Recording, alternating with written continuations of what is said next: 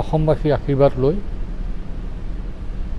মই আজি ৰাজ্যসভাৰ সাংসদ হিচাপে শপত গ্ৰহণ কৰিলোঁ।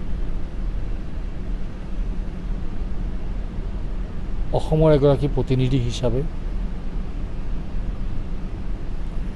অসমৰ বিষয়বোৰ, অসমৰ সমস্যাবোৰ সম্পৰ্কত দৃষ্টি আকৰ্ষণ কৰিবৰ কাৰণে, পাৰ্লামেণ্টত উত্থাপন কৰিবৰ কাৰণে সকলো ধৰণৰ প্ৰচেষ্টা মই চলাম।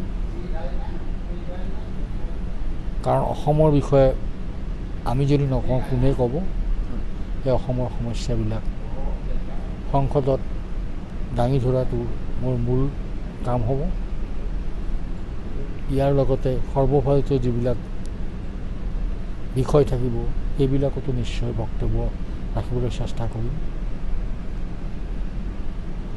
ইণ্টাৰনেশ্যনেল ইছ্যুবিলাকতো বক্তব্য ৰাখিবলৈ চেষ্টা কৰিম। আৰু এগৰাকী ক্ৰীড়া সংসদক হিচাপে খেলৰ বিষয়বোৰ সংসদৰ যিবিলাক সমস্যা আছে সেইবিলাক উত্থাপন কৰিবৰ কাৰণে চেষ্টা চলাম। আৰু যিহেতু অসমৰ বহুকেইটা গুৰুত্বপূৰ্ণ সমস্যা অসম ভাৰাক্ৰান্ত, তো তেনে ক্ষেত্ৰত প্ৰধান কোনকেইটা বিষয় আপুনি বাছি মূল ইছ্যু বা মূল বিষয় হিচাপে? অসম বিভিন্ন সমস্যাৰে জৰ্জৰিত।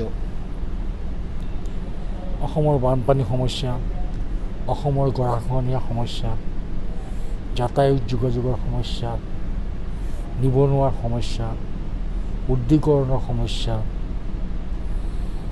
মৃত হোৱা অশোক পেপাৰ কল, জাগিৰোড পেপাৰ কল, কাছাৰৰ পেপাৰ কল, নামৰূপ সাৰ কাৰখানা আদিত মই প্ৰাধান্য দিবৰ কাৰণে চেষ্টা চলাম।